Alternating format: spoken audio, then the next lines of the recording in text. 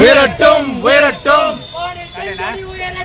வானில் செங்கொடி உயரட்டும் மலரட்டும் மலரட்டும் சோஷலிசம் மலரட்டும் தகரட்டும் தகரட்டும் முதலாளித்துவம் தகரட்டும் வாழிய வாழிய வாழியவே வாழிய வாழிய வாழியவே சிபிஐஎம் ஜிந்தாபாத் சிபிஐஎம் ஜிந்தாபாத் காரல் மார்க்சும் எங்கெல்ஸும் மேதை லேனின் ஸ்டாலினும் சிந்தனை சிற்பி சிங்கார வேலரும் பிபிசியும் இஎம்எஸும் பிஆரும் பிடிஆரும் நமது தோழர் சங்கரையாவும் தோழர் சீதாராம் யெச்சூரியும் தூக்கி பிடித்த செங்கொடியை தவழ விடும் தவழ விடும் தவழ விடும் தவழ விடும் தவழ விடும் தவழ விடும் தவழ விடும் தவழ விடும் நீங்கள் காட்டிய பாதையிலே நாங்கள் செல்வோம் தோழர்களே நாங்கள் செல்வோம் இன்குலாப் ஜிந்தாபாத் சிபிஐஎம் ஜிந்தாபாத் அடுத்ததாக மார்க்சிஸ்ட் கம்யூனிஸ்ட் கட்சியின் தென்சென்னை மாவட்ட செயற்குழு உறுப்பினர் தோழர் தாமு அவர்கள் எழுச்சி உரையாற்ற இருக்கிறார். அன்புமிக்க தோழர்களே, நண்பர்களே, உங்கள் அனைவருக்கும் மார்க்சிஸ்ட் கம்யூனிஸ்ட் கட்சியின் சார்பாக வணக்கத்தை தெரிவித்துக் கொள்கிறோம். மார்க்சிஸ்ட் கம்யூனிஸ்ட் கட்சியினுடைய 24வது அகில இந்திய மாநாடு மதுரையில் நடைபெற இருக்கிறது. அந்த மாநாட்டிற்கு வடபழனி டிப்போ சார்பாக தோழர்கள் கலந்து கொள்ள இருப்பது மகிழ்ச்சியாக இருக்கிறது. கலந்து கொள்ளக்கூடிய தோழர்களுக்கு வாழ்த்துக்களையும் பாராட்டுகளையும் தெரிவித்துக் கொள்கிறோம். மார்க்சிஸ்ட் கம்யூனிஸ்ட் கட்சியினுடைய மாநாடு என்பது மற்ற கட்சிகள் நடத்தக்கூடிய மாநாடை போல ஒன்று அல்ல. இதோ சிறார்கள் குழந்தைகள் இருக்கிறார்கள். இந்த குழந்தைகள் வளர்ந்து பெரியவராக இந்த சமுதாயத்தில் வளரும் போது அவர்களுக்கு எந்த ஒரு வேறுபாடும் இருக்கக்கூடாது.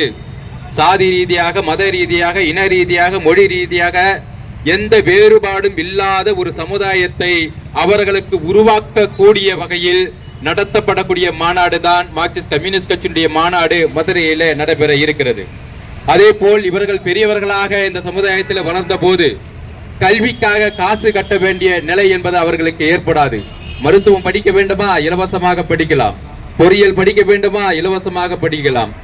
தனியார் கல்வி நிறுவனங்கள் என்பது இருக்காது. விருப்பப்பட்ட பாடத்தை இலவசமாக படிக்க முடியும். படித்த இளைஞர்களுக்கும் இளம்பெண்களுக்கும் வேலை என்பது உறுதி செய்யப்படும். எல்லா மனிதர்களும் சமமாக நடத்தப்படக்கூடிய ஒரு சூழலை உருவாக்குவதற்காக, அப்படிப்பட்ட போராட்டத்தை நடத்துவதற்காக நடைபெறக்கூடிய மாநாடு தான் இந்த மாநாடு. அப்படிப்பட்ட மாநாட்டில் தான் நீங்கள் போய் கலந்து கொள்ள இருக்கிறீர்கள். இங்கே செங்கொடி உயர்த்தப்பட்டிருக்கிறது. ஏதோ இன்னைக்கு இந்தியாவில் ஏராளமான அரசியல் கட்சிகள் இருக்கிறது. ஏராளமான அரசியல் கட்சிகள் அவர்களுக்கு உரித்தான ஒரு கொடியை அவர்கள் வைத்திருக்கிறார்கள். அந்த கொடிகள் எல்லாம் வெறும் வண்ணம் மட்டும்தான் இருக்கும் அந்த கொடியிலே. ஆனால் இந்த செங்கொடி என்பது வெறும் வண்ணம் மட்டுமல்ல. இந்த செங்கொடியில் இருக்கக்கூடிய அருவாள் சுத்தியல், அரிவாள் என்பது இந்தியாவில் இருக்கக்கூடிய விவசாய மக்களுடைய அடையாளம். சுத்தியல் என்பது இந்தியாவில் இருக்கக்கூடிய உழைப்பாளி மக்களுடைய அடையாளம். அருவாளும் சுத்தியலும் இந்தியாவில் இருக்கக்கூடிய 99% மக்களுடைய அடையாளம். இந்த அருவாளையும் சுத்தியலும் தாங்கி சுமக்கிற அந்த சிகப்பு நிறம் என்பது வெறும் வண்ணம் கிடையாது.